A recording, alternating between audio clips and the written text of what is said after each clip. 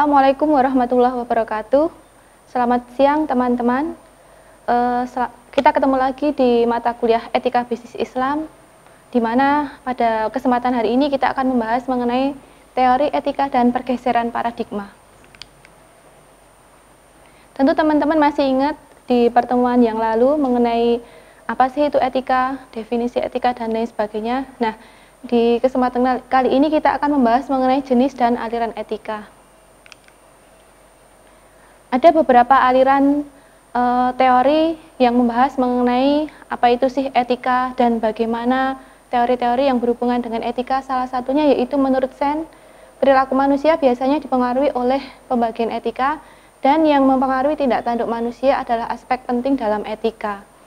Jadi kalau kita ingat di definisi etika, etika itu bisa didefinisikan dengan 3 arti. Yang pertama yaitu nilai atau norma yang berlaku di masyarakat yang menjadi pegangan bagi seseorang. Yang kedua, etika merupakan kumpulan asas atau nilai moral. Yang ketiga, etika merupakan ilmu tentang yang baik dan yang buruk.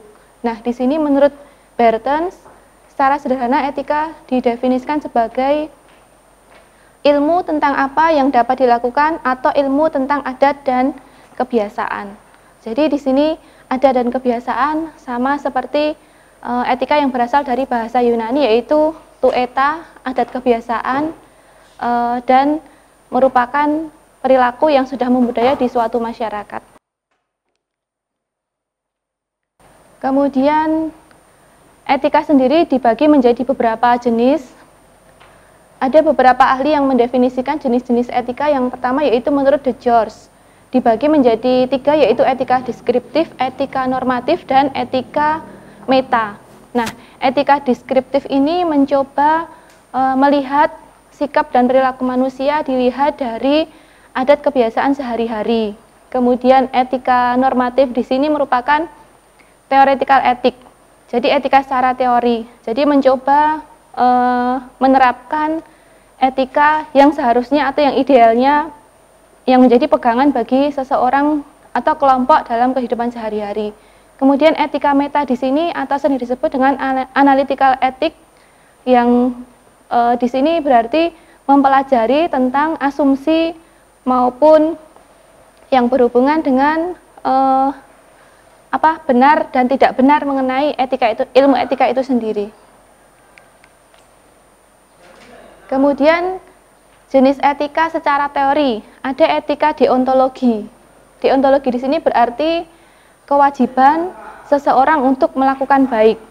Jadi seseorang dikatakan melakukan perbuatan etis jika tindakan yang dilakukan itu bermoral. Yang kedua, nilai moralnya tergantung pada kemauan baik pelakunya. Jadi jika dia melakukan kewajibannya karena niatnya baik, maka dikatakan dia melakukan tindakan etis. Tetapi kalau dia melakukan kewajibannya hanya karena keterpaksaan, maka dikatakan tidak etis. Kemudian berdasarkan keduanya, setiap tindakan harus menghormati hukum. Nah, ini berkaitan dengan hukum atau norma hukum yang berlaku. Yang kedua yaitu etika teleologi. Nah, di sini suatu tindakan dikatakan bermoral jika tujuan dan akibat dari tindakan itu baik. Nah, di sini dibagi menjadi 2, ada teori egoisme dan teori utilitarianisme. Jadi, kalau teori egoisme itu dari kata egois, jadi tindakan seseorang itu baik itu karena kepentingan dirinya sendiri. Kemudian kalau teori utilitarianisme, jadi baik buruknya suatu perbuatan itu dilihat dari manfaatnya, utility. Kemudian menurut Bikun, nah di sini etika dibagi menjadi beberapa. Salah satunya yaitu relativisme, distributive justice, utilitarianisme, universalisme, kemudian right dan eternal law. Relativisme itu sifatnya relatif. Jadi sesuatu dikatakan etis itu relatif tergantung dari situasi dan kondisi, kemudian di mana tempat dia berada. Yang kedua utilitarianisme. Jadi etika dilihat dari segi manfaatnya. Kemudian etika universalisme itu etika dianggap sama di semua tempat, jadi berlaku universal. Misalnya ada kode etik yang diberlakukan di seluruh dunia, nah itu bisa dikatakan universalisme. Kemudian right, etika ditentukan pada penghargaan terhadap hak-hak individu. Jadi misalnya perusahaan itu dia dikatakan etis jika dia menghormati hak-hak karyawannya, kemudian stakeholdernya, dan lain sebagainya. Kemudian distributive justice, etika ditekankan pada distribusi kekayaan yang adil. Nah, ini biasanya berlaku di suatu pemerintahan. Jadi dikatakan adil itu jika distribusi kekayaannya merata. Kemudian eternal law, etika diukur dari wahyu atau kitab suci. Pada mulanya, eternal law itu dimulai dari dunia barat dan didasarkan pada kitab suci yang berlaku di barat. Tapi seiring perkembangan waktu, dan sesuai dengan ekonomi Islam, maka bisa didasarkan pada Al-Quran dan hadis. Kemudian ada beberapa perbandingan sistem etika yang sudah dijelaskan tadi ya. Nah, kemudian pembagian etika selanjutnya yaitu etika umum dan etika khusus. Etika umum di sini etika yang berlaku umum, tidak hanya pada pihak tertentu. Jadi ini mendukung etika universalisme tadi. Sedangkan etika khusus itu berlaku pada kelompok tertentu, misalnya pada kelompok profesi tertentu pasti memiliki kode etik masing-masing, atau pada misalnya keluarga. Jadi masing-masing keluarga itu memiliki aturan tersendiri, atau misalnya pada masyarakat. Apalagi di Indonesia itu terdiri banyak sekali suku bangsa, adat istiadat. Nah, tentunya peraturannya juga akan berbeda-beda. Tadi kembali ke etika yang khusus tadi, khususnya di akuntansi, itu ada beberapa profesi yang sudah sangat familiar ya, antara lain yaitu menjadi akuntan. Nah, akuntan itu sendiri, teman-teman sudah mengenal ya, ada kode etik yang harus dipenuhi seorang akuntan, antara lain yaitu independen, kemudian bertanggung jawab, dan akuntabel. Kemudian kunci fokus etika, khususnya di sini etika bisnis. Dalam bisnis itu menghubungkan antara perusahaan, karyawan, pemasok, pelanggan, kemudian distributor, dan lain sebagainya. Isu-isunya banyak sekali, misalnya hubungan antara perusahaan dengan pegawai itu bagaimana dari tahapan perekrutan, kemudian penempatan, kemudian penggajian, sampai pada hal misalnya pemberhentian, dan lain sebagainya. Hubungan karyawan dengan perusahaan misalnya terkait dengan konflik kepentingan. Jadi biasanya menjadi karyawan itu mereka akan menuntut haknya, misalnya gajinya, kesejahteraannya. Kemudian berkaitan juga dengan kerahasiaan, kejujuran, keahlian, pelatihan, dan kualifikasi. Jadi karyawan itu juga harus bisa merahasiakan rahasia perusahaan, kemudian dia berhak mengikuti pelatihan, kemudian dia akan memiliki keahlian tertentu di bidangnya. Kemudian perusahaan dengan pemangku kepentingan yang lainnya, misalnya dengan pemasok terkait dengan penimbunan dan harga, dengan pembeli berkaitan dengan biasanya kualitas produk, manipulasi, dan lain sebagainya. Kemudian masyarakat dan rekan-rekan, yaitu antara debitur itu pihak yang memberikan pinjaman, kemudian umum, kemudian pemilik saham. Nah, itu juga ada hubungan atau ada isu-isu yang berkaitan dengan etika. Nah, tadi etika profesi sudah dijelaskan ya. Di sini etika profesi merupakan etika khusus atau etika atau norma moral sendiri, aturan mengenai sikap perilaku tindakan manusia, karena sebagai manusia kita hidup bermasyarakat. Nah, di sini dicontohkan IAP, Institut Akuntan Publik Indonesia ya, kalau tidak salah ya. Coba nanti dicek lagi di buku Sofyan Safri Harahap. Nah, kenapa etika sendiri sulit diterapkan? Karena sulit sekali untuk mengidentifikasi etika. Nah, ini etika sangat sulit diukur sebagai moral skepticism atau subjectivity. Jadi, terkadang orang melihat sesuatu perbuatan etis atau tidak etis itu mereka subjektif. Nah, itu. Nah, ini subjektivitasnya seperti ini, mungkin nanti bisa dibaca sendiri, salah satunya yaitu masalah jika nilai itu dapat berakibat pada sifat-sifat alam. Jadi terkadang sebuah perusahaan itu merasa sudah etis, misalnya sudah melakukan penggajian karyawan sesuai dengan UMR-nya misalnya, sudah memberikan kesejahteraan karyawan, sudah melakukan corporate social responsibility, tetapi terkadang melupakan ini, alam. Nah itu.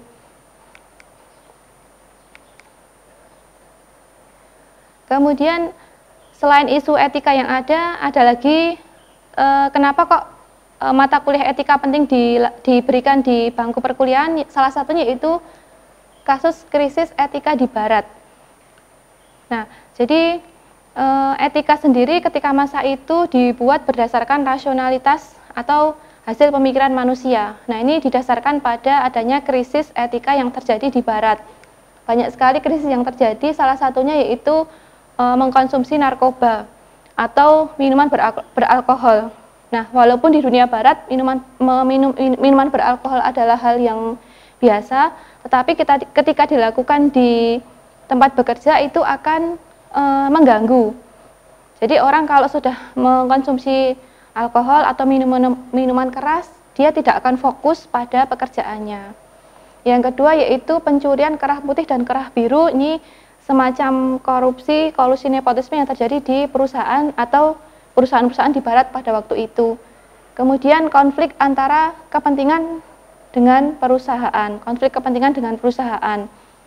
Kemudian penggunaan informasi secara tidak benar, pengawasan kualitas yang kurang, sehingga banyak sekali terjadi produk-produk yang dipasarkan itu tidak sesuai dengan spesifikasinya. Yang terjadi lagi itu terutama perusakan lingkungan, dan sampai sekarang masih menjadi isu, sampai ada KTT tentang misalnya global warming, ethical climate change, dan lain sebagainya. Nah, kemudian selain di Barat ada juga krisis etika di negara berkembang, termasuk di Indonesia. Salah satunya yaitu kecurangan dalam sistem moneter. Nah, di sini dijelaskan kebetulan kalau di Indonesia sistem ekonominya menganut sistem ekonomi Pancasila. Nah, di sini kalau sistem ekonomi Pancasila itu sebenarnya hampir sama dengan konsep dari sistem ekonomi Islam, tetapi pada prakteknya lebih cenderung ke ekonomi kapitalisme. Nah, ekonomi kapitalisme kemudian masih menerapkan sistem bunga. Nah, itu yang menyebabkan krisis. Yang kedua yaitu kecurangan politik di berbagai kehidupan. Di sini berkaitan dengan penguasa, di mana kalau di Indonesia itu sendiri penguasa itu berdasarkan kemenangan dari pemilu ya, dan di pemilu itu sering terjadi kecurangan. Misalnya ada kotak suara yang kosong atau ada beberapa yang diisi asal-asalan ya. Kemudian korupsi dan kolusi sudah menjadi sesuatu yang sesuatu yang terjadi saat ini. Kemudian penggunaan narkoba, pornografi, kecurangan korporasi dalam bisnis, kecurangan dalam pelayanan sektor publik. Nah, padahal tujuan utama pemerintahan yaitu memberikan pelayanan, tapi ternyata ada kecurangan dalam pelayanan sektor publik. Kemudian kecurangan dalam pemberian informasi yang tidak benar dan kecurangan dalam pemberian hak orang miskin. Nah, makanya di Indonesia itu masih banyak terjadi kesenjangan antara si kaya dengan si miskin. Kemudian dalam perkembangannya terjadi pergeseran dari individu ke sosial.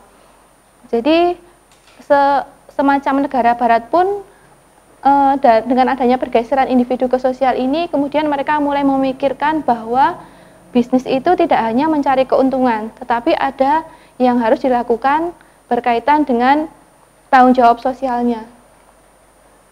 Nah, ini dilatar belakangi tadi karena banyaknya pelanggaran, ada banyak kasus. Nah, itu muncul sesuatu yang harus dilakukan perusahaan sebagai bentuk tanggung jawab sosialnya. Nah, pergeseran paradigma ini didasarkan pada komitmen pada kesejahteraan sosial. Jadi bisnis itu tidak hanya mencari keuntungan, tapi bagaimana mesejahterakan orang lain. Yang kedua, komitmen pada lingkungan dan kelestariannya. Jadi bagaimana sebuah perusahaan itu tidak hanya mencari profit tapi juga memperhatikan lingkungannya. Karena sebenarnya ketika sebuah perusahaan mau berdiri itu harus membuat semacam kelayakan dan salah satunya dilihat dari aspek AMDAL, analisis mengenai dampak lingkungannya. Kemudian komitmen pada ekosistem yang ada. Tadi tidak boleh merusak lingkungan, tidak boleh merusak ekosistem. Kalaupun merusak nanti harus ada bagaimana dia mendaur ulang atau memperbaikinya. Kemudian komitmen mensosialkan urusan manajemen. Jadi manajemen tidak hanya semata-mata melakukan pengaturan, tetapi juga bagaimana bisa menjadi atau mengarah kepada kepemimpinan. Jadi mengarahkan kepada sesuatu yang baik. Nah, ada beberapa argumen yang menolak tanggung jawab sosial perusahaan. Yang pertama, karena tadi tujuan bisnis yaitu mencari laba semaksimal mungkin. Jadi memang pada masa dulu itu sebuah perusahaan atau ada beberapa ahli juga yang mengatakan bahwa bisnis itu dikatakan etis jika dia punya keuntungan dan keuntungannya itu bisa mesejahterakan karyawannya. Yang kedua, konflik kepentingan akan muncul jika perusahaan melakukan kegiatan sosial. Nah, tapi di era sekarang tanggung jawab sosial itu merupakan sebuah kewajiban ya, karena sebuah perusahaan harus mengungkapkan CSR-nya. Yang ketiga itu bisnis tidak memiliki kemampuan untuk memahami masalah sosial. Itu argumen yang menolak. Ada lagi argumen yang mendukung tanggung jawab sosial. Yang pertama yaitu bisnis menimbulkan masalah sosial dan wajib menyelesaikannya. Jadi ya tadi sejak awal bisnis dirancang itu memang harus memperhatikan aspek sosial, aspek AMDAL, aspek keuangan, aspek manajemen dan lain sebagainya. Kemudian bisnis memiliki kemampuan dan resources untuk menyelesaikan masalah sosial terutama yang ditimbulkannya. Kemudian tanggung jawab sosial akan memperluas nama baik perusahaan. Jadi beberapa perusahaan sudah mengungkapkan atau merupakan pengungkapan wajib dalam CSR-nya karena akan meningkatkan reputasi perusahaannya. Jadi dengan mereka melakukan CSR, banyak investor yang tertarik untuk menanamkan sahamnya. Nah itu. Kemudian Islam tidak menilai bisnis hanya sebagai lembaga atau entitas hukum yang lepas dari tanggung jawab pemiliknya. Jadi memang dalam Islam diatur bagaimana melakukan tanggung jawab sosial. Nah demikian materi yang disampaikan hari ini. Mari kita akhiri dengan hamdalah, alhamdulillahirabbil alamin. Assalamualaikum warahmatullahi wabarakatuh.